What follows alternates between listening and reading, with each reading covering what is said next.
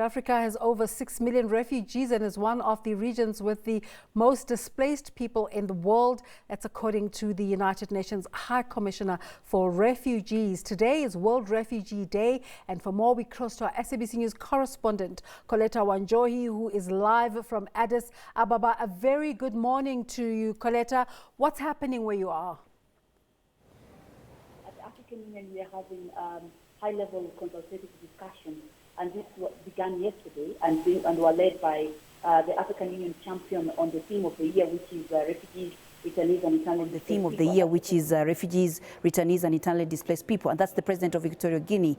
He was here since yesterday. He visited a refugee camp, and much later had a high-level consultative meeting on what solutions that the African continent can give to this big scourge of refugees. And the consultations have gone on till today. So we have different agencies concerned with displacement and refugee agencies, and also governments, member states that are affected, speaking out and also sharing experiences on what better solutions they can give in order to reduce these numbers. Because according to the UN report, the numbers are really appalling. If you look at some of the factors, if you could allow me to read a bit, South Sudan has 2.3 million refugees, Somalia close to 1 million, and also in terms of internal displacement, which is now becoming a big issue, we have countries like Ethiopia with over 3 million internally displaced people, Democratic Republic of Congo with over 4 million, South Sudan with over 2 million people, and also Somalia with over 2 million internally displaced people. So the African Union is saying there is a problem, and the problem has to be sorted, and that can only be sorted if people speak and share experience.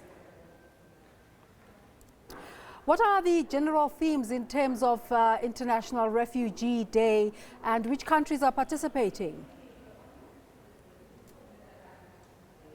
Well, it is all countries from the 55 African countries. They're all here. They have sent representatives, especially from their embassies here. They're all participating. And some of the countries that are standing out in terms of sharing their experiences, in terms of solutions, is Ethiopia. Because Ethiopia in January of this year set out a new rule or a new law that will now allow refugees to enjoy rights like other nationalities. And that, in its way, Ethiopia says it will be able to assist itself because it's now currently hosting close to 1 million. So it is sharing its experience and saying that it is at a slow pace right now in terms of implementing the law, but with time it hopes that all refugees will come out of the camps and be able to fend for themselves, and that way the UNHCR in Ethiopia, for example, will have less burden, because currently UNHCR in Ethiopia says it needs a budget, it has a budget of around $340 million for this year alone for the close to 1 million refugees, but it has only got funding for of about 16%. So Ethiopia is expected to give out its experience, and also Uganda, which also has almost the same law, is expected to give out its experience. So all African states, all member states are here represented and willing to learn.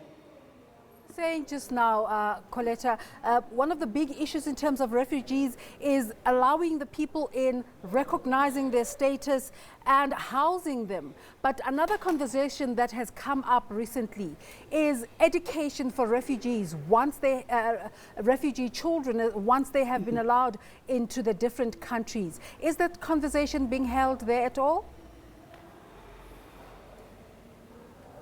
Yes, it is. It is part of the conversation and under the aspect of inclusion, how to include refugees into the host communities. And one of the issues that have come up is the idea of engaging the host communities further and making them understand that if the refugees, for example, are allowed to go into the host communities, into education and get schools and, into schools and all of that, the host communities should not be hostile towards them. They should understand that it is also up to their, on their own benefit, because once the refugees get education, then they are able also to contribute to the host communities that they live in. So it is a conversation that is going on, but also there is recognition that some host communities might not really understand why, for example, they should be able to share some facilities or amenities with refugees. For example, if I give you an example, Ethiopia has given an example saying that in the South Sudan camps where they host these refugees, the host communities are less than the refugees. We have about close to 500,000 South Sudan refugees, and the host communities are less than this. So to be able to convince the host communities that you need to share your schools and other education amenities with the refugees is a big task, and that's one of the issues that are being discussed here. How can this be done? And what kind of conversations are being held in terms of health and health systems and provision of health?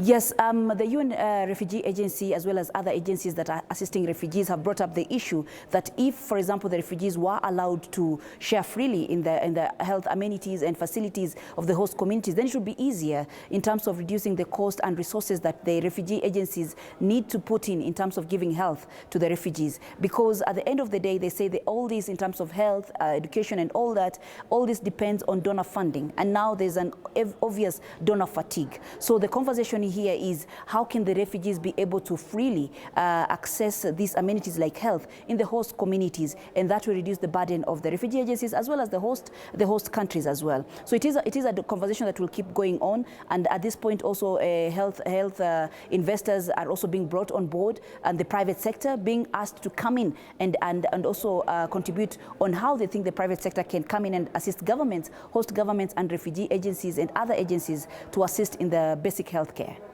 What is the attendance in terms of civic society? Say that again. Is civic society playing a part in this gathering?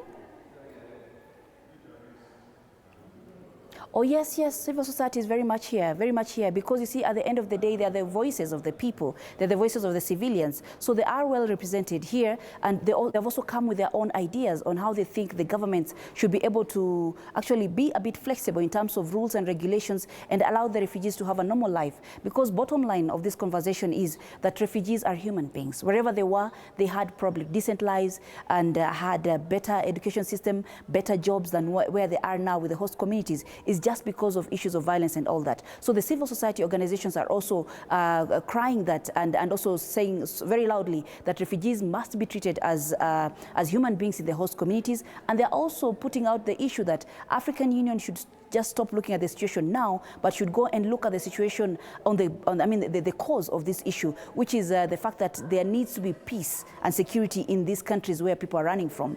And these are the issues that civil society is saying that must be given priority. As the governments here are talking about solutions of hosting refugees, they should be able to talk about how to prevent violence and bring back peace to these countries where they're coming from, so that these refugees can be able to go back home, because at the end of the day, you would be hosted in a country, but home is best.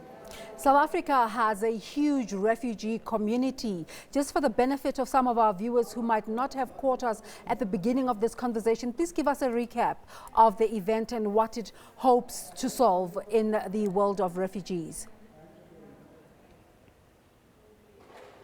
Yes, as we said earlier, currently the African Union is having consultative meetings with different stakeholders on how they can be able to solve the issue of refugees and internally displaced people. Following the recent UN report that shows out of the 5 countries in the world that have the most refugees, about 67%, about 3 are in Africa. We have Somalia, we have South Sudan, and also we have Ethiopia that has a big number of internally displaced people, as well as Congo and all that. So the countries here have met, the member states have met for the past 2 days, and they're talking about how they can share experience in terms of how to really give a durable solution. Because remember, the year 2019 is the year of is the theme that has been given on refugees, returnees, and internally displaced people. And to champion this meeting, or the consultative meetings that have been happening for 2 days, is the champion of this, the theme of this year, who is the president of Equatorial Guinea. Yesterday he visited the refugee camps, and today and yesterday he has been leading the conversations and taking it further. So at the end of the day, the African Union member states hope they'll be able to come up with durable solutions